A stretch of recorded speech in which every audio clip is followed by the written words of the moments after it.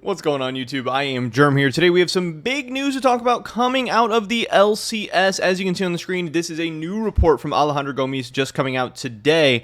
And as I said in some previous videos, there's been a ton of news coming out. I haven't necessarily been able to make as many videos as I would have liked recently, but we're going to have a ton of stories coming out. Even stories over the past couple days I still want to cover, give some of my thoughts and opinions on, and just get all the news out to you guys. But this is definitely a big one with a lot of implications for a couple different LCS teams, a couple different LCS players. Sources Unforgiven has reached a verbal agreement with Evil Geniuses, and he will be the AD carry of the LCS roster. So, if we rewind a little bit, there had been some rumors, and then it had became official that EG was going to be making a ton of changes. EG was going to be moving on from everyone on their roster, except for Jojo Pune in the mid lane. This means Someday out. We already know that he's going to 100 Thieves, I believe, and I think I already made a video about that.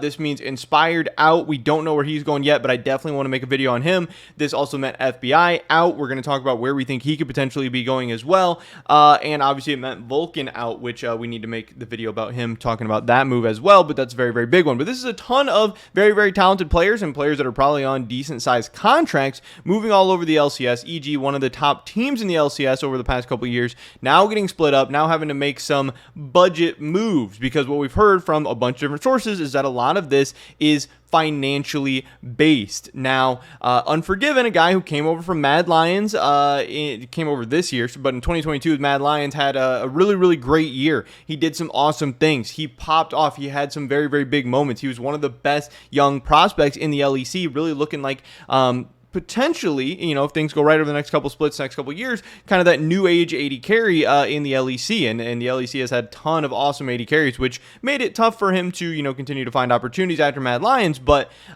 he was for sure one of these good, young, up-and-coming AD carry prospects over in the LEC.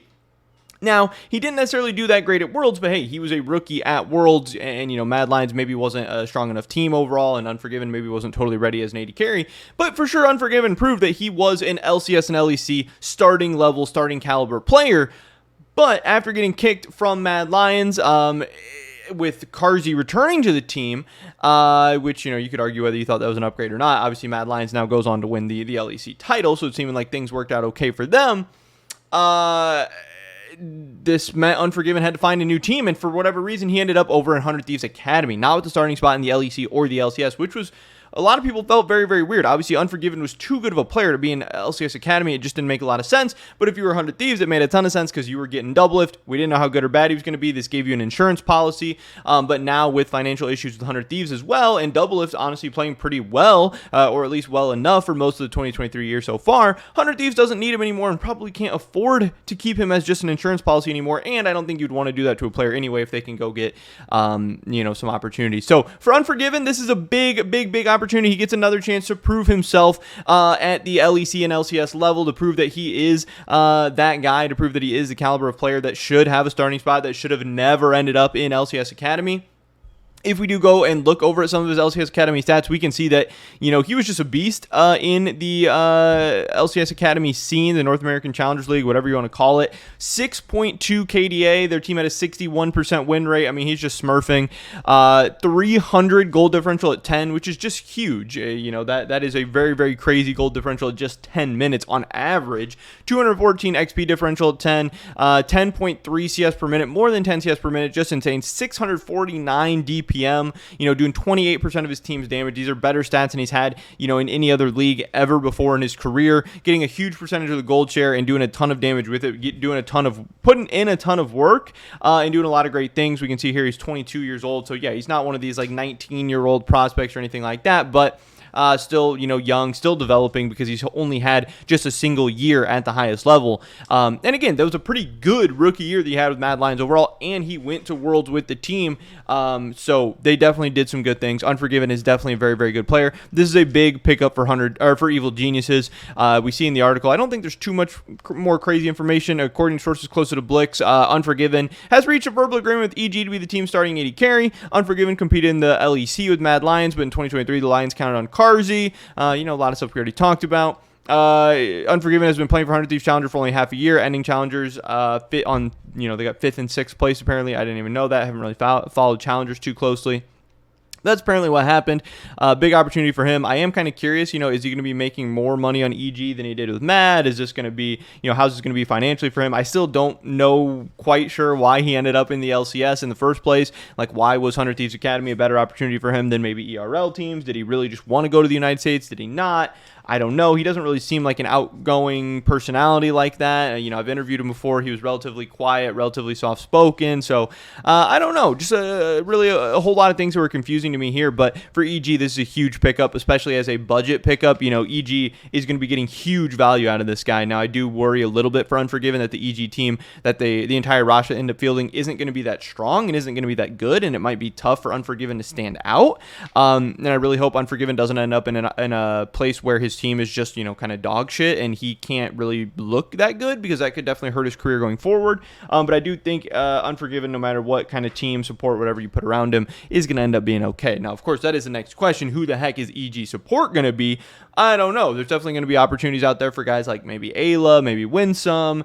I don't know if there's new up-and-coming guys from the NACL League. I didn't really follow it that closely this last split, but there is going to be some names out there. There's going to be some opportunities for some new players, but obviously who your bot lane partner is going to be a big thing, and who the whole team around him is going to be. Now, no matter what, EG is going to have JoJo Pune, so I bet they're going to be at least an okay team, but I bet some of the players on this EG team are not going to end up being very good. It's probably a lot of games going to be JoJo and Unforgiven against the world, because like I said, it's financial issues for EG. They're going to have to go in cheap. It's going to be tough. Now, as far as FBI, what the heck is going on with him? I don't really know. I think it is going to be tough for FBI to find where he is going next, and I don't really know if we're going to see him in the summer split, to be honest, because if we start looking at all these teams, we know Cloud9, they have Berserker. We know FlyQuest has Prince. 100 Thieves has Doublelift. They're not getting ready for FBI, and this was already FBI's team. CLG has Luger. This is maybe a spot where FBI could come in. There's maybe, I don't know for sure, but maybe NRG thinks FBI could be an upgrade over Luger. This could be possible. I don't know. But he's not going to EG, obviously. He's not replacing Stixxay at Golden Guardians, who's been popping off, and they're doing pretty good at MSI right now. I believe TSM has already announced their full roster. I don't remember who their AD carry is, but I'm pretty sure they already announced it. Liquid announced they're going to be running back their team.